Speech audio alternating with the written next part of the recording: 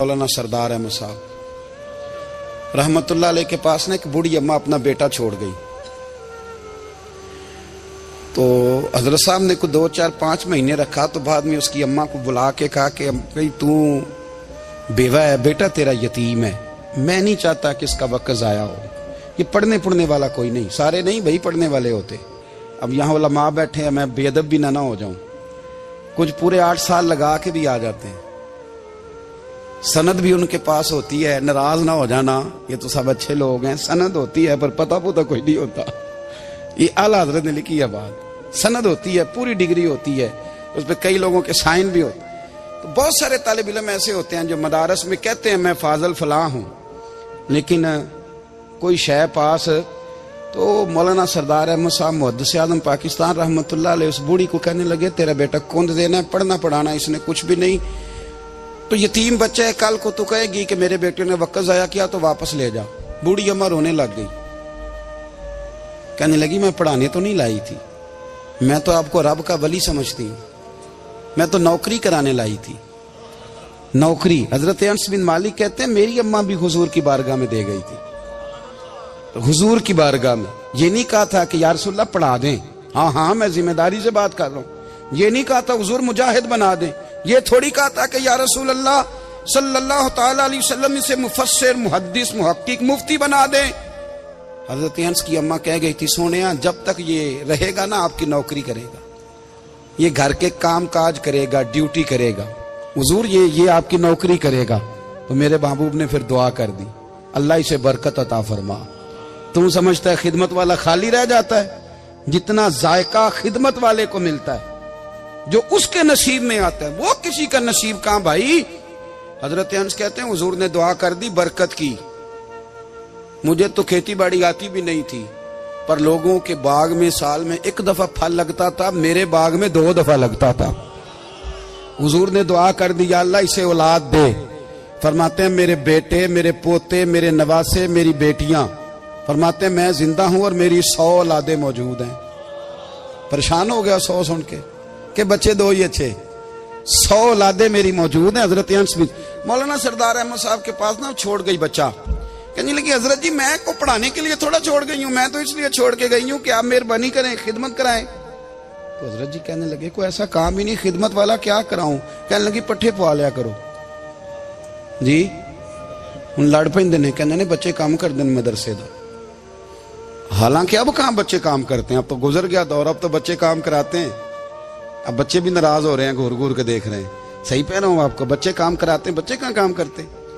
कहने लगी ये चारा डाले करेगा आपकी भैंसों को। तो हजरत ने उसको कहा कि बीबी चारा मेरी भैंसों को डालने के लिए मैंने बंदा रखा हुआ है, तो तू जा ले जा। कहने लगी हाथ बांध के हुजूर मेहरबानी करें रख ले, चारा डालेगा। और पुत्र तवज्जो से चारा डालना हजरत की भैंसों को। रोने लगी। हजरत ने रख लिया, महीने का खर्चा भी देते। शाम को ना वो सारा दिन काम करता, शाम को आके पैरों में भी बैठ जाता। हजरत जी लाएं तेल थोड़ा सा, पैर ना दबा दूं। 8 साल साथ वाले पढ़ते रहे, ये बेचारा नौकरी करता रहा। मेरा रूप भी नहीं ते मेरा रंग भी नहीं, और मैनू यार मनान दा टंग भी नहीं। कभी कभी ना हजरत बिलाल हबशी फारग होते ना, तो नबी पाक की बारगाह में अर्ज करते हुजूर कोई काम तो नहीं, सारे हो गए, हुजूर जाऊं जरा, चले जाते। एक दिन सलमान फारसी कहने लगे या रसूलल्लाह ये बिलाल कहाँ जाता है। फरमाया जा देख के तो आ। हजरत सलमान वापस आए तो आके रोने लगे, कहने लगे सोनिया जब यहाँ से जाता है ना तो जाके सैयदा फातिमा की चक्की पीसनी शुरू कर देता, बीबी साहबा के काम करने लगता है, घर में जाके स्नैन की ड्यूटी करता है, वहां भी काम यहाँ भी काम। वो चारा डालता रहा, उसने चारा डाला। हजरत मुहद्दिस आज़म की भैंसों को दस्तारे फजीलत का वक्त आ गया, सारे पगड़ियां सजा के आ गए, आज दस्तार होगी। ये न पीछे होके बैठ गया, क्योंकि पढ़ा ही नहीं था। तो दस्तार काहे की, दस्तार तो उसकी जो पढ़ेगा, हमने तो पढ़ा ही नहीं, हमने तो यार पढ़ा, घर पढ़ा, ड्यूटी करी। हजरत मुहद्दिस आज़म रहमतुल्लाह अलैह के यहाँ जब ऐलान होने लगा ना कि अब दस्तार होगी, तो हजरत ने पहला ऐलान उसका फरमाया। तो मजा वाला बंदा कपड़े भी कदी कदी बदलता है ना।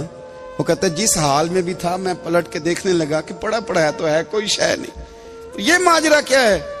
पीछे से उठ के आए, تو کہتے ہیں باقیوں کی دستار کسی عالم نے کی, کسی صوفی نے کی, لیکن یہ بھینسوں کو چارہ ڈالنے والا جب آیا تو محدث اعظم نے فرمایا پگڑی کے بال کو کوئی ہاتھ نہ لگائے, یہ ساری دستار میں نے کرنی ہے. اور فرماتے ہیں حضرت بال بھی دیتے جاتے تھے اور آنسو بھی بہاتے جاتے تھے, ماتھا بھی چومتے تھے اور فرماتے تھے دستار کے بعد چلا تو نہیں جائے گا یار, مجھے تو عبادت بھی نہیں رہ گئی, مجھے تو چابیوں کو بھی نہیں پتا کون سی کہاں رہتی ہے, جائے گا تو نہیں تو رو پڑا, کہنے لگا سونے جائے تو وہ جس کے پلے کچھ ہے ہو, آتا جاتا تو ہے کچھ نہیں, مجھے کس نے رکھنا ہے, میں نے کہاں جانا ہے, ادھر کہاں تو ادھر ہی رہوں گا.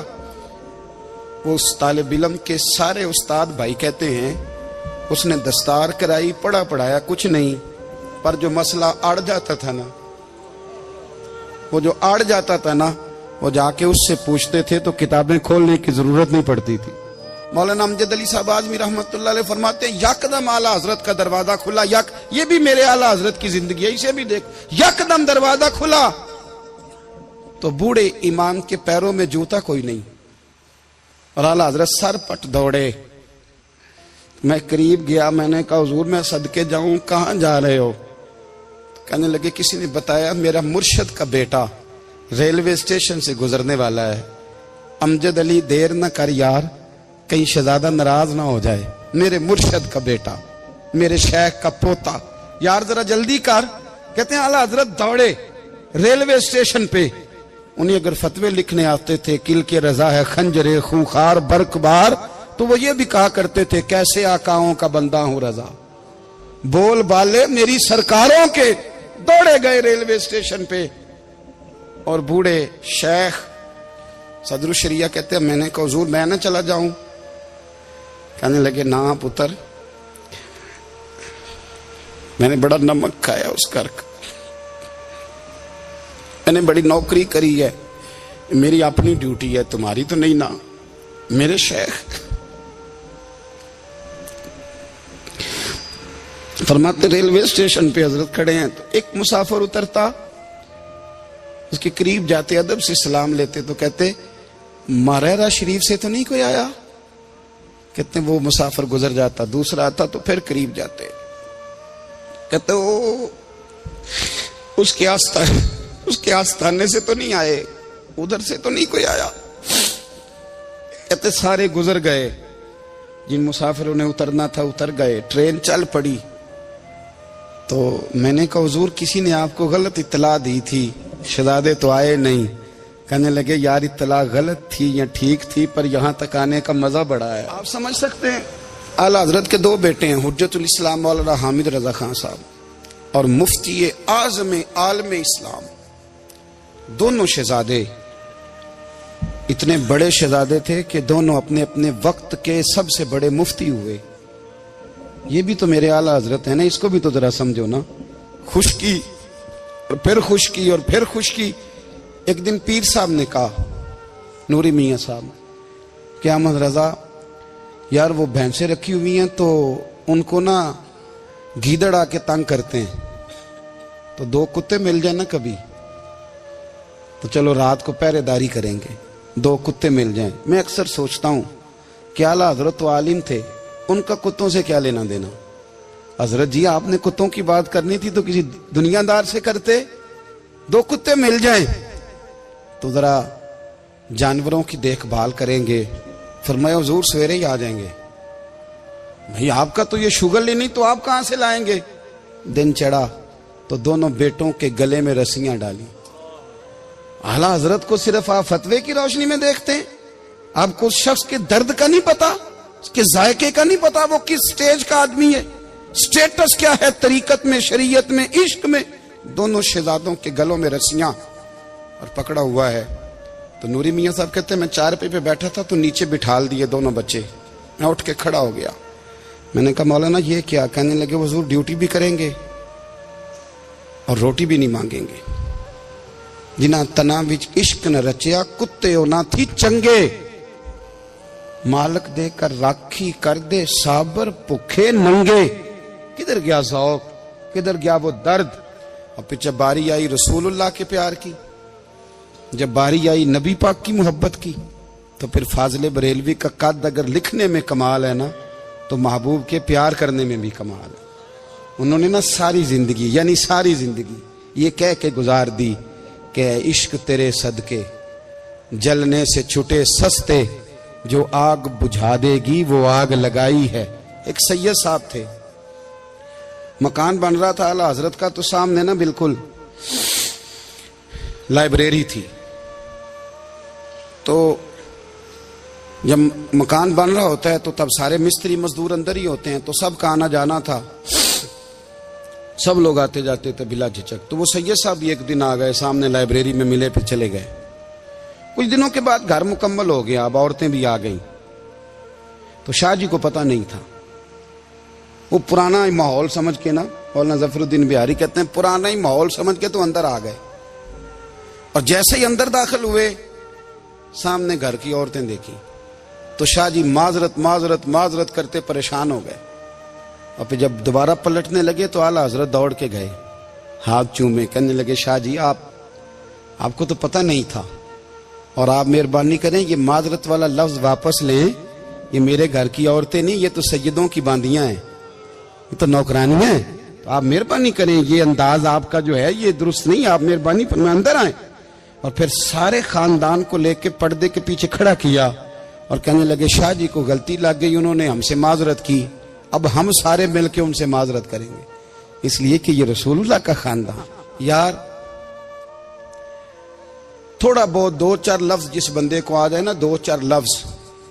میں ذاتی طور پہ نا آپ کو پتہ ہے میں تو نعت خانوں سے تو ہماری بنتی نہیں، بہت سارے نعت خان تو ہمیں ویسے ہی نہیں. میں کہتا ہوں نعت آنے دے جانے کا نام نہیں، نعت تو کلام کا نام ہے. کسی بزرگ کی بات پڑھو، کوئی مطلب اس میں کوئی ذوق ہو، کوئی درد ہو. یہ کیا بات ہوئی جو آج کل کام شروع ہے؟ لیکن آپ کو پتہ ہے ہم نعت خان کی بھی عزت کرتے ہیں. میں جس نعت خان سے نعت سنتا ہوں میں دل کی قلب کی گہرائی سے اس کا حیا کرتا ہوں، میں اکرام کرتا ہوں، اللہ جانتا، میں اعزاز دیتا ہوں، اس لیے کہ میں سمجھتا ہوں یہ جب بولتا ہے نا تو مجھے مدینے والے کی یاد آتی ہے، یہ نبی کریم کی یاد دلاتا ہے، تو اس کا اعزاز ہے. اعلیٰ حضرت فاضل بریلوی رحمۃ اللہ تعالی علیہ نے نبی کریم سے محبت کی اور حضور سید عالم صلی اللہ علیہ وسلم سے تعلق رکھنے والی ہر شے سے محبت کی. انہوں نے اپنے ذوق کو کبھی پھیکا نہیں پڑنے دیا. ساری زندگی رسول اللہ صلی اللہ علیہ وسلم کا پیار. تھوڑے دو چار لفظ میری طرح کسی شخص کو آ جائیں تو وہ ادب اداب کے دائروں سے نکل جاتا ہے. وہ ہر چیز کو کلو کال کے ذائقے میں رکھتا ہے. اس لیے ملا رومی فرمایا کرتے تھے سیٹھ آدمی ہونا جیب میں پیسے ہوں تو اس کا پیر کوئی نہیں ہوتا. اگر کوئی عہدہ مل جائے، بندہ کسی درجے پہ پہنچ جائے تو اس بندے کا بھی مرشد ہے، اور اگر چار لفظ پڑھ جائے تو اکثر میری طرح کے بندے خلیفے ہوتے ہیں، مرید نہیں ہوتے. ناراض تو نہیں ہو گئے آپ لوگ؟ میری طرح کے لوگ نا خلیفے ہوتے ہیں، بتاتے ہیں 14 جگہ کا خلیفہ ہوں تو سوال یہ ہے کہ غلام کس کا ہے؟ میری خلافتیں. او خدا کے بندے، غلامی اصل چیز ہے. اعلیٰ حضرت فاضل بریلوی رحمۃ اللہ تعالی علیہ نا لوگوں سے پوچھتے، جب کوئی مدینے سے آتا، مکے سے آتا، حج کر کے آتا تو پوچھتے مدینے گئے تھے؟ صدر الشریعہ رحمۃ اللہ علیہ فرماتے ہیں کسی نے کان میں آ کے کہا حضور وہ موچی حج کر کے آیا. پکی بات ہے حضور؟ ہاں. فرمایا چلو چلیں. حضرت جی وہ لکھنا نہیں؟ فرمایا آ کے دیکھتے ہیں. حضرت مہمان اوے آ کے دیکھتے ہیں. کہتے دوڑنے لگے، وہ جوتے گانٹ رہا تھا. جا کے پوچھا حج کر کے آئے ہو؟ کہا ہاں مدینہ شریف گئے تھے. وہ جس بندے کے پاس لوگ تاریخیں لینے جائیں تو ٹائم نہ ملے، بھائی آج مدینے گئے تھے؟ کہنے لگا جی بڑا کرم کیا سرکار نے، میں تو 1.5 مہینہ رہ کے آیا ہوں.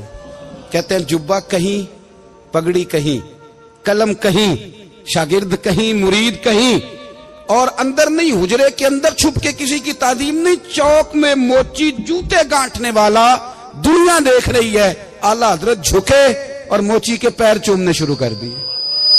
لوگ پکڑ دیں حضور یہ کیا؟ وہ بھی پیر کرنے لگے پیچھے ہٹ جاؤ. یہ وہ قدم ہے جو میرے مصطفیٰ کریم کے در دولت سے ہو کے آئے. حرم کی زمین اور قدم رکھ کے چلنا، ارے سر کا موقع ہے ہو جانے والے. یہ ذائقہ، یہ درد. تو اعلیٰ حضرت نے نا ذوق والی زندگی گزاری، ادب والی زندگی گزاری، پریم والا وقت گزارا، عشق والا وقت گزارا. حضرت بلال حبشی کبھی سپاہ سالار بنے تھے کسی جنگ میں، کسی صوبے کے گورنر بنے ہوں؟ بولو تو صحیح یار. ان کا تعارف کیا تھا؟ نبی کریم کے غلام. हुजूर के ना जो ذاتی معاملات تھے نا 20 انصاری نوجوان تھے جو ہر وقت نبی پاک کے پاس کھڑے رہتے تھے کہ حضور کو حکم کریں 20 اور 34 سے لے کر 40 تک غلام ہر وقت حضور کی بارگاہ میں رہتے. حضرت بلال حضور کے ذاتی معاملات کی خدمت کرتے تھے. کوئی ایسی وہ جو تبلیغ کی یا دعوت کی یا جنگ کی یا جہاد کی کوئی ڈیوٹی نہیں وہ کرتے تھے, ذاتی خدمت سرکار کی. حضرت عمر فاروق وہ شخص ہیں کہ جنہوں نے کبھی کسی بندے کو خاطر میں نہیں لائے وہ, لیکن جب حضرت بلال آتے تھے نا تو جناب عمر اٹھ کے کھڑے ہوتے تھے, کرسی چھوڑتے تھے اور پھر ایک نعرہ لگاتے تھے, کہتے تھے یا بلال انت سیدنا, بلال تو ہمارا سردار ہے یار, تو ہمارا. یعنی عشق کا ذوق پورا کرنا انہیں بھی آتا تھا.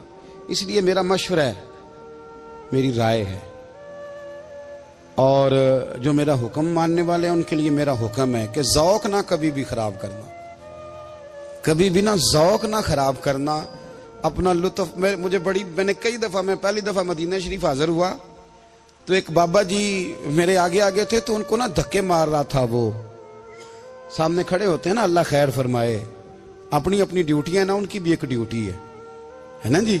تو وہ دھکے مار رہا تھا تو بابا اسے کہہ رہا تھا تیری خیر ہوئے پہرے دارا روزے دی جالی چوم لین دے. انہیں پھر دھکا ماریا تو پھر ان کہا تیری خیر ہوئے پہرے دارا. میں نے, وہ بالکل ان پڑھ بابا جی تھے پر مجھے انہوں نے بہت بڑی بات سمجھا دی, میں نے ان سے بڑا سیکھا, منبر پہ ذکر کر رہا ہوں. وہ تیسری دفعہ پھر دھکا مارا, تیری خیر ہوئے پہرے دارا روزے دی جالی. تو بابا جی باہر نکل آئے تو میں بھی پیچھے نکل آیا. تو میں نے کہا بابا جی یہاں کچھ انہوں نے بنگلہ دیشی اور ہندوستانی بھی رکھے ہوئے ہیں پر یہ تو عربی تھا خالص. انہوں کدوں تہاڈی بھی سمجھ آؤندی سی, تسی پنجابی دا شعر سنائی جا رہے ہو. کہندے پتر مینوں بھی پتہ ہے انہوں نہیں سمجھ آ رہی, پر میں تے اپنا رانجھا پہ راضی کردا سا.